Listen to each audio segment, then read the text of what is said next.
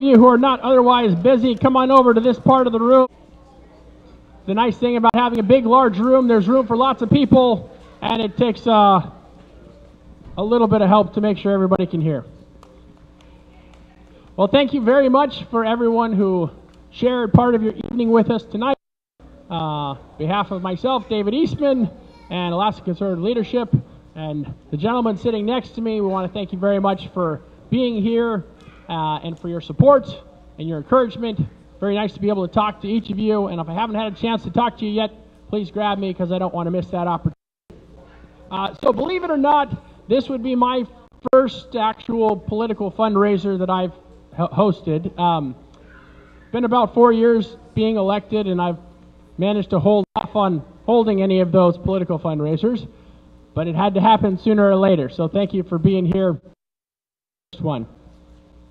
And of course the reason is because myself, Cristopher, Representative Jackson behind you there, you know, we all either have or will be going down to Juneau, we hope, in Christopher's case, and we might be the only one physically there, but without your support and you behind us, you behind your legislator can accomplish very little, and we'll get dogpiled by Juneau, which is more than capable of swallowing each and every one of us up. So thank you for helping keep that from happening. And your being here, your donations, for those of you who helped volunteer tonight and man the tables and man the car at the gate and other things, thank you very, very much.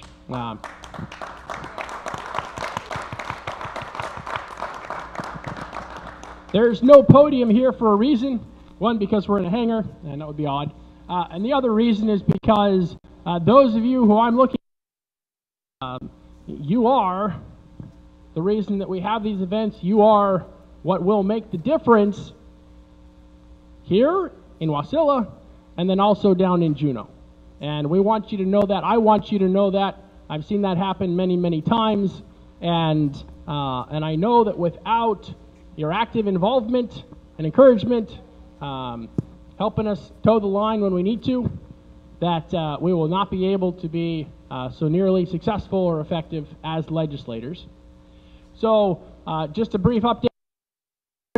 I am running for State House for the greater Wasilla, Talkeetna, Houston, Willow part of town, including Trapper Creek and Squentna, a couple of smaller places than that. And to serve second term right now. Thank you. And I am by the name of Monica Stein Olson, and she is back from Gaza and the West Bank, where she has served in the U.S. State Department for a couple of decades. And she hasn't been in Alaska all that long, but she's here now, and so my main source of competition right now, and hopefully here in about a week and a half, prevail on election day against her. And then that would be the opportunity to head back to Juneau starting in early January, and we'll probably be there for, you know, if all things being equal in past years, 5 or 6 months. I know my very first term, we were there for the better part of, I think, 8 or 9 out of the 12 months, at least parts of them, over 200 days. And just know that those of us who have been there can tell you, Christopher, sometimes that's not a lot of fun. But thank you very much for being willing. And also, Sharon, thank you very much for being willing also and for being here tonight. And there is a huge sacrifice on the part of individuals, on the part of families. When I was first elected, the other Matsu legislators, you know, on average, you can expect the legislator to spend about $16,000 out of pocket every year just to be a legislator. And that's all the different expenses that generally don't get paid for by other than you. There's an exception if you are fortunate enough to survive your election and win, and there's money left over. Some of that can go to offsetting some of your legislative expenses, your travel and official things like that. But I know my first year I didn't have any extra money left over, so that wasn't really anything to worry about. I know a lot of first-time candidates, especially, that's hard to hope for. So thank you very much. I'm going to pass the mic off to Cristopher, and he'll tell you a little bit about his campaign and what he's here for. Thanks. Thank you, David.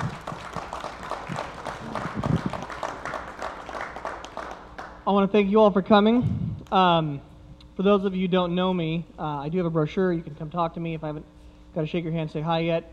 I'm a first-time candidate, but this is not the first time I've been involved in politics. I've been involved in politics a long time. And I want to say how thankful I am and how humbled I am that, we, with our primary campaign, out of all of the non-incumbent candidates that won this last primary, we had the highest margin of victory, and it was very humbling. It was 69.5%. It was very, very reassuring, and it was a mandate for the platform we ran on. And I want to thank everybody for that, for your support, for the votes. It means a lot. And so I want to talk about a few things real quick, and then I have some requests. They're a little bit different, a little unorthodox, but I think they're really important. First, I want to thank David and for the Alaska Conservative Leadership PAC. They're one of the very few PACs that supported us in the primary. In fact, I think they're one of only maybe 2 PACs that. And of course, Mike Whitney with Save the PFD supported us as well. I really appreciate that. Thank you very much for doing that. And it made a difference. It helped us get to that mandate to protect the PFD, to balance the budget, to defend Alaskan values. There's a lot of issues I care about, that I ran about. The plight of the preborn is probably near the top of the list. Every day, lives are lost, babies are killed, and we do it with state dollars. And we have a budget crisis, and we do it with state dollars. That's something that's got to change. I've led a lot on that issue outside of the legislature. I'm looking forward to helping others lead on that in the legislature. I've not been really excited about the leadership of the last 10 years in the legislature. We have a constitution that gives us tools in the toolbox to help protect the preborn, and we're not really using them. I'd like to see us do some of that. We hear a lot of talk about the budget and how we don't have enough revenue. We have a revenue problem, and maybe we do have a revenue problem, but first and foremost, we have a spending problem. We can't afford this size of government we have. If we had to tax the people of Alaska to pay for the size of government we have, we'd probably all have to leave because we couldn't afford it. It would probably be worse than California. We spend more per capita than any other state. We double the budget in about a 10 to 15 year time period, and we don't talk about that. We just talk about how we can't afford to cut. We spend more per capita than any other state. We spend more than the next closest state, Maryland.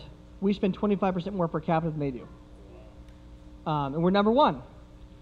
And that's not something I want to be number one with, along with a bunch of other number ones. We're number one for worst in education. We're close to being number one for the amount of spending on education. As backwards as you can get. We have a huge crime problem. One of the things I've talked about in the campaign that nobody's been talking about is criminal justice reform that focuses on restitution for victims. Not victimizing the taxpayer by locking someone away, sitting them work for their keep and work to pay their victims back. And of course the PFD, that for years this has been something we don't touch. And David can probably speak to this too. Something I've come to learn in politics that's very sad is that there's very few people that believe in the rule of law. What matters to them is not what the law says, it's not what the Constitution says, it's what you can get away with. So we get these judges in office. The Constitution doesn't matter. It matters what they can get away with to rewrite the Constitution how they want it to be. The law on what the PFD calculation is supposed to be doesn't matter. What matters is can they get away with passing a budget, taking the money. And I'm very grateful to see the results of this primary election. We saw a lot of folks thrown out of office that were a big problem, especially in Anchorage. That was fantastic. Looking forward to working with a lot of new colleagues in Juneau. And then a couple other issues, and I know David agrees on some of these that we'll be working on. that's coming in future sessions is, our state's actually not a good place to do business in. My wife and I are privileged to have a tax and accounting business, and we work primarily with other business owners. And we get to know, what makes them tick. Of course, we're business owners ourselves, but we get to know not just from our perspective, but from their perspective as well. Because we do their accounting, we do their taxes. Our primary mission is to figure out how to reduce their taxes and help them be better stewards of their resources. And we've been ranked one of the worst states in the union to do business in. That has to change. And my goal is to make us the best state in the country, the best place in the world to do business. So you'll see some things coming out of that. But then I have some requests. Of course, donate if you can. Campaigns aren't free; they aren't cheap. We're very frugal. We spent around $20,000 to win the primary, and that's very low for a campaign. To get the margin of victory we did, to get the votes we got. So we're very frugal with the money you give. We spend it very wisely. We respect your donation, even if it's $10. We appreciate every last bit. Stay vigilant. You don't get to go to the general election, vote, work for a campaign, and then think, oh, great, we sent great people to Juneau, we sent great people to Washington, now we can sit back and go back to life. I'm sorry, but your liberty is constantly at peril. And, you need to stay vigilant. You need to hold David accountable. You need to hold me accountable. You need to hold the other Valley delegation accountable to what we said to you in the election. You need to hold us to I'm asking you to hold us to account, to keep us, remind us of our promises during the campaign. And then probably my biggest request is to pray. I think David would concur with this. This is a spiritual battle. And I would ask that you would pray for me in particular, and Dave as well, and the whole Valley delegation, that we would be humble, that we would remember who our boss is, those who elected us, that we would not be corrupted by the influence of power, and that we would glorify God with our actions, both personally as a legislator, and how we treat other people, how we communicate with them, how we work with them, and how we vote, how we lead. That we would have courage to lead. There's a strong leftward pressure, a strong leftward wind in Juneau that's very intense. The other side is very good at being confrontational, very good at putting pressure from the left. And being vigilant, bringing that pressure to bear is very helpful. The other thing I would like to ask for your prayers is down there. This is very hard on us. We have young children, and I don't want to sacrifice being a good husband to my wife or being a good father to my children to engage in this fight. So number one, that I would be a good example to my children. I would glorify God with my actions, with the legislation I'd promote, and as a father. So, and that, the attacks are coming. The attacks are here and they're coming, and pray for us. We need it. So with that, I think that's all I have, David. Wasn't sure if go next.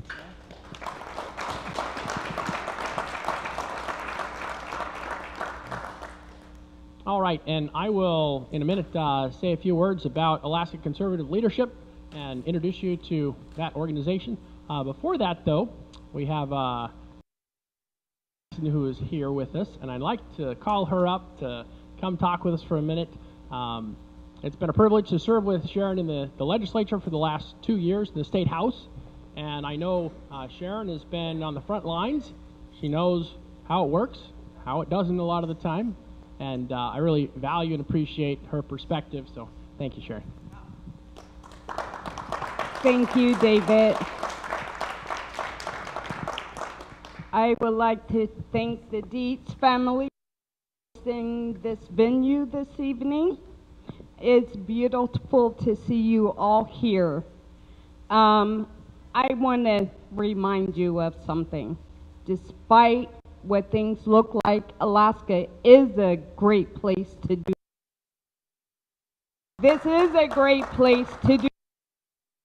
We just have to remind some people of that.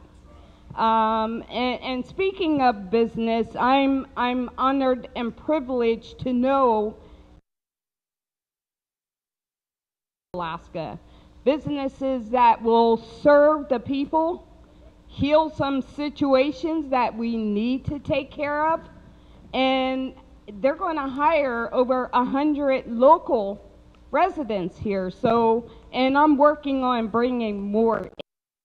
So let me give you something to think about. So we got the approval for the railway from Alaska through Canada.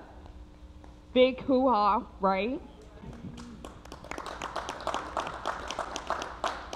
My vision is to see that rail built with Alaska steel. What do you think about that? Yeah. All things are possible. David, it was Representative Eastman. It has truly been an honor to serve with this man. Out of 23 Republicans sent to the House, in the end, we had 6 of us that stood strong. 6. Yeah, please clap. That wasn't easy. That was not easy. Kurka, what I would say to you is you go in there with conviction, with a commitment that you made, 1, with God, 2, to your family, and 3, this community. No matter what. It's hard to like being in Juneau. Personally, I thought it was a crash course in psychology. We have a room full of great people. We meet each other, we talk to each other, we have the same vision. And imagine those that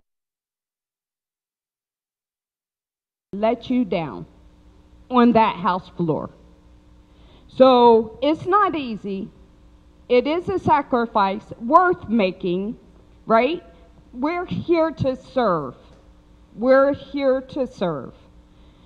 And with that mission, no matter what,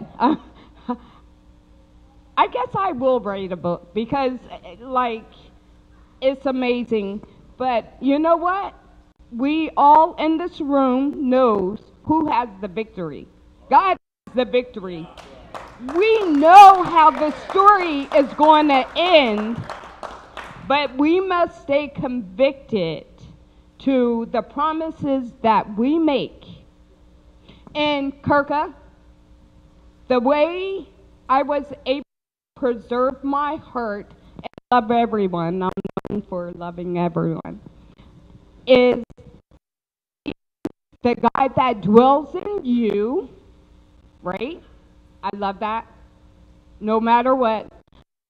And there's the actions you choose to take. So when you stay committed to the agape love, because we're nothing without it. We're nothing.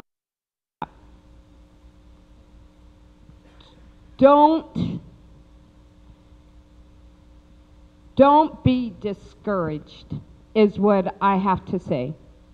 Because the pressures are going to, you think the left winds are powerful? There's nothing worse than the right winds coming at you at the same time.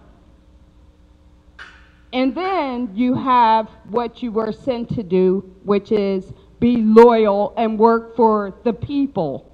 This is all about the people. There's no power. Sorry to pop any bubbles. We know where our source of power comes from. Only one place. If we think being anything, legislator, right? It's a service. It's not power. It's false power. It's temporary. Alaska like that just lost their seat. Right? So we just have to be committed and convicted on making Alaska great again.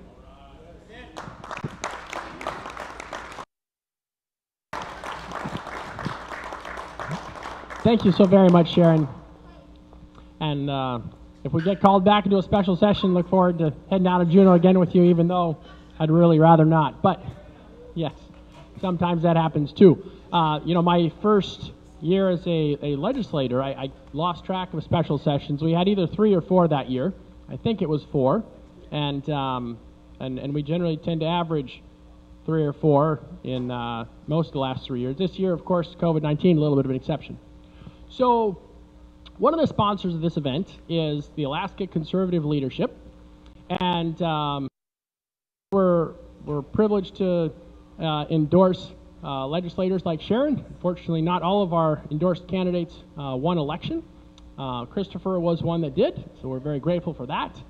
And so that you understand, I am limited by state regulations. I get to either wear my candidate, you know, personal hat, or I get to wear Alaska Conservative Leadership, different hat.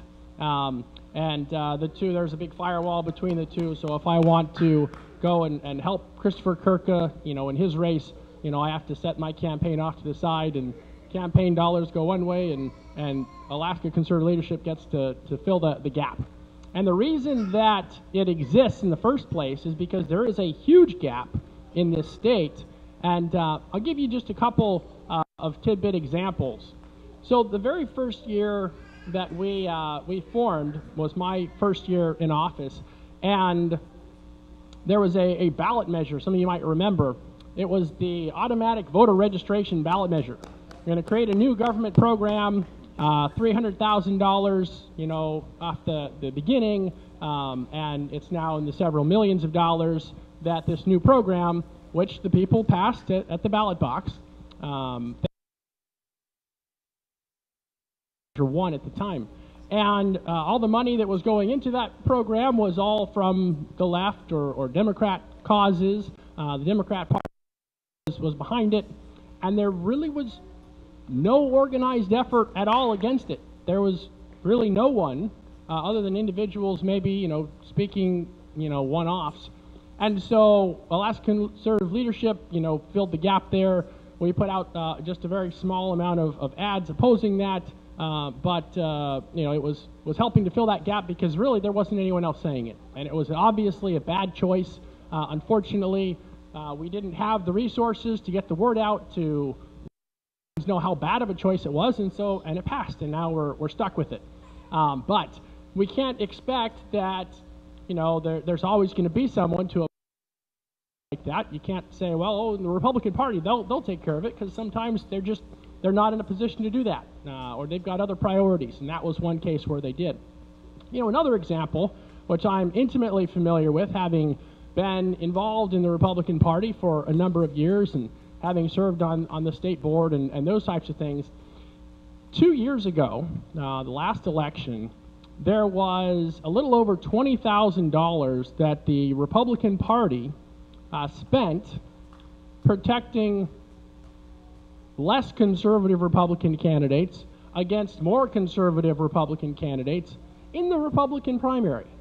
So you had, I mean, this was kind of a phenomenon going across the state. And you had situations, you know, Cherise Smollett comes to mind, where the party gave her $4,000 to spend against her Republican opponent in the primary, which theoretically that's when Republican voters get to decide who represents the Republican Party, but that's not the way it was working. And it was a waste. It was a phenomenal waste. She went on to lose her election, and that was $4,000 going to be available to do things like what the Republican Party, you know, is usually supposed to be doing, helping Republicans beat Democrats and those types of things. And at the time, that $4,000 came from the Republican House Majority Fund, which is supposed to be helping Republicans get a majority. It stepped in to fill the gap. I wrote an article, critical of that process that was in the ADN, and earned me all sorts of wrath from some Republicans who had been dipping into that cookie jar for a long time. And what we did was we said, hands off. Alaska conservative leadership got about $400. We picked the 4 worst offenders, candidates that were doing that. There was, a little over $20,000 that was wasted that way. And was not helping the party, was not helping us get a majority in the House or the Senate or anything like that. And it was just it was a bad idea, and something needed to be done. So we sent about 100 postcards into each of those 4 top offenders races and said, this is what's happening.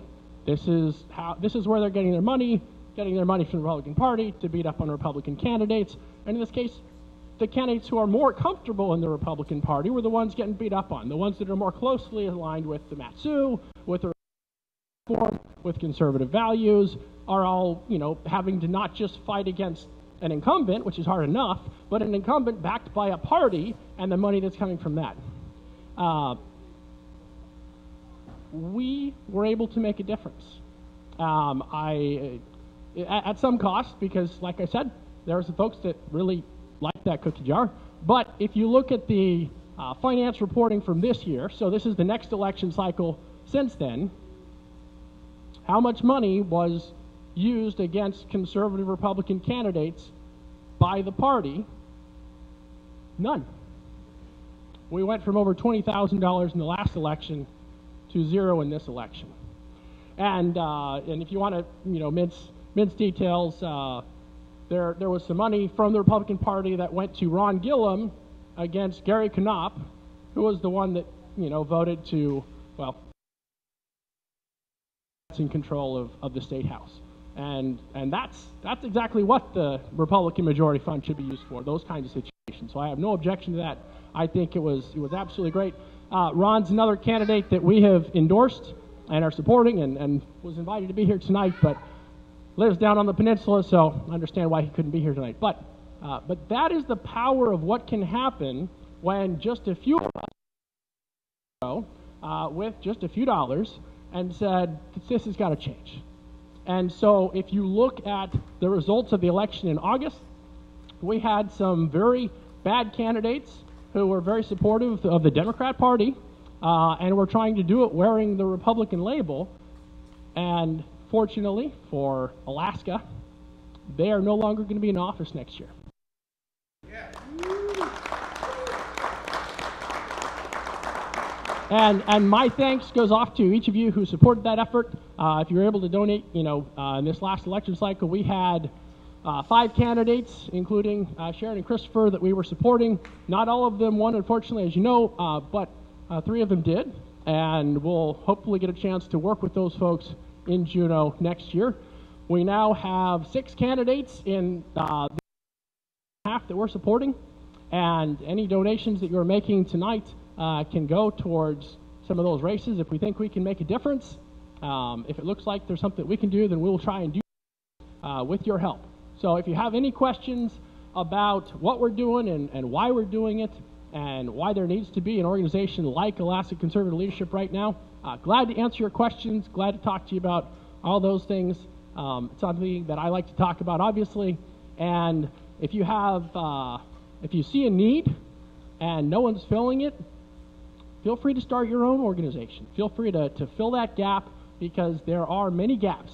And I know the people in this room have the opportunity. If you can find the time and prayerfully find the energy, we have the opportunity to make a powerful difference. It doesn't take a lot of people. It just takes the right person or the right couple people at the right time. Powerful things. So thank you very much for being here. A privilege to know each of you. If I haven't had a chance to talk to you, please grab me before you leave tonight. Thank you very much.